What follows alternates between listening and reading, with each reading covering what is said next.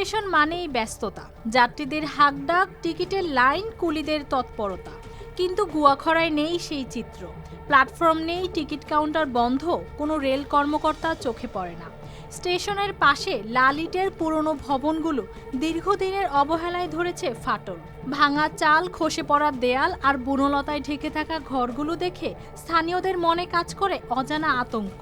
কখন কি ভেঙে পড়ে সেই শঙ্কা নিয়েই প্রতিদিন চলাচল।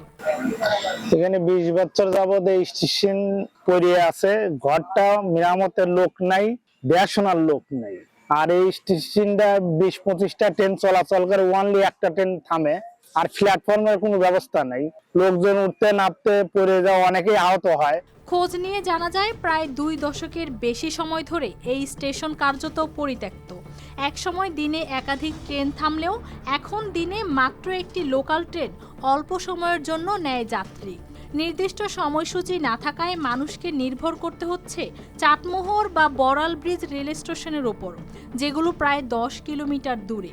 এতে সময় নষ্টের পাশাপাশি গুনতে হচ্ছে বাড়তি খরচও। কেন হলো মহিলারা ঝোলই পারি ওঠে, এরা উঠফিরি পারে না, এই নিয়ে কত চিড়ি লাগে, আমরা ঠেলে তুলে দেই। আমার খুবই সমস্যা, এই সমস্যাটা আপনারা প্ল্যাটফর্মটা করে দেন।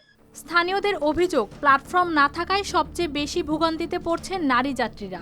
ওঠানামার সময় পড়ে গিয়ে আহত হওয়ার ঘটনাও ঘটেছে। স্টেশন কেন্দ্রিক কুলি, দোকানি ও ভ্যান চালকরাও কাজ হারিয়ে পড়ছেন বিপাকে। আগে তার 2টা ট্রেন ঠিক, একটা বিকালে একটা সকালে। বিকালের ট্রেনটা সিরিজগঞ্জের উঠায় দিছে।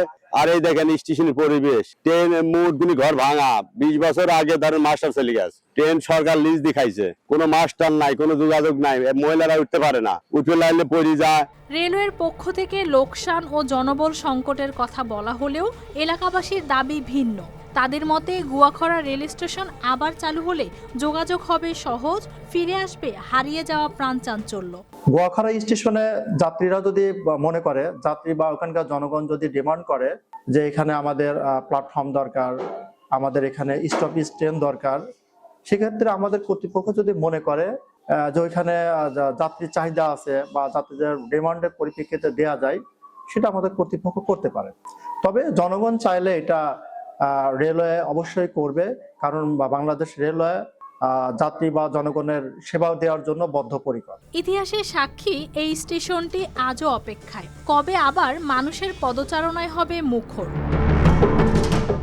News desk, RTV।